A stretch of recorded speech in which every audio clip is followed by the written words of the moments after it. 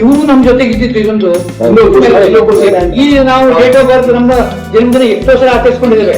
But ಇದು ಸ್ವಲ್ಪ ವಿಶೇಷ ಯಾಕಂತಂದ್ರೆ ಸಮಾಜಕ್ಕೆ ಕೆಲಸ ಮಾಡೋರೇ ಕಡಿಮೆ.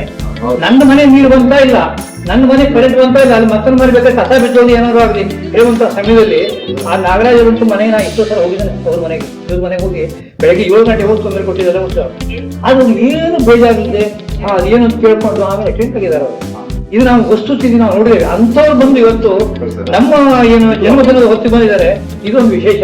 ಇದಕ್ಕಿಂತ ಮಿಗಿಲಾಗಿ ನಮ್ಮ ಎಲ್ಲ ಬಳಗ ಏನೊಂದಿದೆ, ದಿನ ಬೆಳಗ್ಗೆ ನಾವು ಒಬ್ಬರಿಗೊಬ್ಬರು ಕಿರಿಕಿರಿ ಮಾಡ್ಕೊಳ್ತಾ ಇರ್ತೇವೆ, ಬೇರೆ ಬೇರೆ ಮಾತಾಡ್ತೇವೆ, ಸಾಹಿತ್ಯ ಬಗ್ಗೆ ಮಾತಾಡ್ತೇವೆ, ಬೇರೆ ಬೇರೆ ಎಷ್ಟೋ ವಿಚಾರಗಳಿವೆ. ನಮ್ಮ ಹಳೆ ವಿಚಾರಗಳನ್ನು ಮಾತಾಡ್ತೇವೆ, ಹೊಸ ವಿಚಾರಗಳನ್ನು ಮಾತಾಡ್ತೇವೆ. ಸಿದ್ದರಾಮಪ್ಪನ ಬಗ್ಗೆ ಮಾತಾಡ್ತೇವೆ, ಡಿ ಕೆ ಶಿವಕುಮಾರ್ ಬಗ್ಗೆ ಮಾತಾಡ್ತೇವೆ. ಇವೆಲ್ಲ ಇರುವಂತಹ ಜ್ಞಾನ ನಮ್ಮ ಪ್ರಾಂತ ಜ್ಞಾನಿಗಳು. ಚಿಕ್ಕಪುಟ್ಟೇಗೌಡರಂತ ಸರ್ವಾಂಗ ಸುಂದರಿದ್ದಾರೆ. ಮಹೇಶ್ ಪೊಲೀಸ್ ಹತ್ತಂತ ನಮ್ಮ ಜೊತೆಗೆ ಧೈರ್ಯವಾಗಿ ನಾ ಬರ್ತೀನಿ.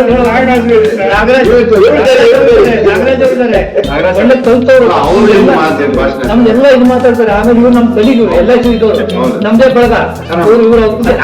ಮಾತಾಡ್ತಾರೆ. ಆಮೇಲೆ ನಮ್ಮಲ್ಲಿ ಒಂದು ತಾಸ್ ಇಡೀ ಜಗತ್ತಿನ ಜನರು ಅಷ್ಟಲ್ಲವ.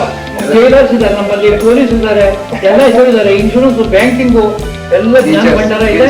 ಇಂಥ ಒಂದು ನಮ್ಮ ಈ ಬರ್ತ್ಡೇಗೆ ನಮ್ಮ 4 ಜನ, ನಾನು ಮತ್ತು ಮಠಪತಿ ಅವರು, ಆಮೇಲೆ ನಾಗರಾಜ್ ಅವರು, ಆಮೇಲೆ ನಮ್ಮ ಜೊತೆಗೆ ರಂಜಪ್ಪಗೌಡರು, ನಮ್ಮ ಈ ಒಂದು ಬರ್ತ್ಡೇ ಬಂದು ನೀವೆಲ್ಲ ಆಶೀರ್ವಾದ ಮಾಡಿದ್ದೀರಿ.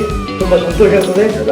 ಈ ಬರ್ತ್ಡೇ ನಮ್ಮ ವಿಶೇಷ ಮತ್ತೊಮ್ಮೆ ಹೇಳ್ತಾರೆ. ಯಾಕೆಂದ್ರೆ ಈಗ ಸಮಾಜಮುಖಿ ಜನ ಇದ್ರ ಜೊತೆ ಕೇಳೋದು ಬಹಳ ಅಪರೂಪ, ಎಲ್ಲರಿಗೂ ಸಿಗಲ್ಲ. ಎಲ್ಲರಿಗೂ